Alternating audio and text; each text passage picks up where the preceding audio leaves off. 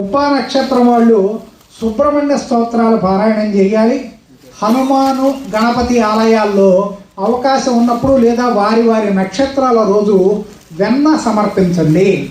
ఉత్తరా నక్షత్రం వాళ్ళు రుద్రుణ్ణి, దుర్గా అమ్మవారిని, గణపతిని ఆరాధన చేయటం, అలాగే కంచుతో చేసినటువంటి పాత్రల్ని దానం చేయటం చేయాలి.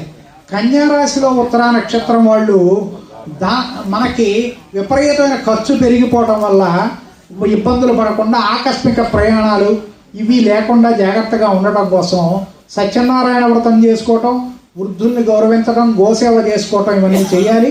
హస్తా నక్షత్రం వాళ్ళు పనులు వాయిదా వేయటం అనేది ఎక్కువ అవుతుంది. అవి తప్పించుకోవాలి అంటే చక్కగా సుందరకాండ పారాయణం చేసుకోవటం, వచనమైనా చదువుకోండి. మాకు శ్లోకం రాదంటే సుందరకాండ పారాయణం చేసుకోండి, రోజుకో అధ్యాయం. ఈశ్వరారాధన చేయండి, గుమ్మడి పండుని దానం చేయండి. చిత్తా నక్షత్రం వాళ్ళు ఆంజనేయ స్వామి పూజ చేయటం, ఆంజనేయ స్వామి ఆలయంలో సింధూరాన్ని సమర్పించడం, ఆంజనేయ దండకం చదువుకోవడం చెయ్యాలి. తులారాశిలో ఉన్న చిత్తా నక్షత్రం వాళ్ళు నిత్యము లక్ష్మీనారాయణని పూజ చేసుకోవాలి.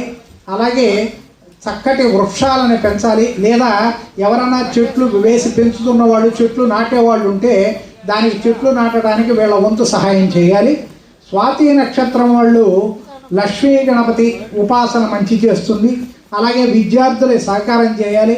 మీనాక్షి అమ్మవారి పంచకాన్ని వాళ్ళు చదువుకుంటూ ఉండాలి. విశాఖ నక్షత్రం వాళ్ళు రుణ సంబంధమైన ఇబ్బందులు ఎదుర్కోకుండా గణపతి పూజ, బుధవారం ఉపవాసం ఉండటం, విద్యార్థులకు అవసరమైనటువంటి పుస్తకాలు దానం చేయడం చేయాలి విశాఖ నక్షత్రం వాళ్ళు. వృశ్చిక రాశిలో ఉన్నటువంటి విశాఖ నక్షత్రం వాళ్ళు మనకి అనారోగ్య సమస్యలు, అలాగే మాట పట్టింపులతో ఇబ్బందులు రాకుండా ఏదైనా దేవతా కళ్యాణం, ఇష్టదేవ కళ్యాణాన్ని చెయ్యాలి. అలాగే హరిహరుల స్తోత్రాన్ని పారాయణం చేయాలి. అలాగే హరిహరుల స్తోత్రంతో పాటు అయ్యప్ప దీక్ష తీసుకునే వాళ్ళు ఉంటే తీసుకోవచ్చు. ఉపవాసం చేయటం, వస్త్రదానం చేయటం మంచిది. అనురాధ నక్షత్రం వాళ్ళు మనకి స్థానచలనం వల్ల ఇబ్బంది పడకుండా కార్యసిద్ధి కోసం మనకి సుబ్రహ్మణ్య స్తోత్ర పారాయణ, కాలభైరవాష్టకం పారాయణ చేయాలి. మూగజీవులకి ఆహారాన్ని అందించాలి.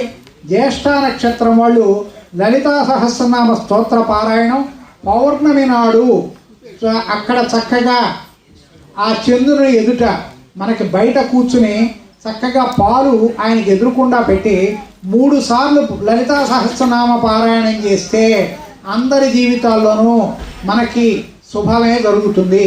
స్త్రీలందరూ కూడా పౌర్ణమి నాడు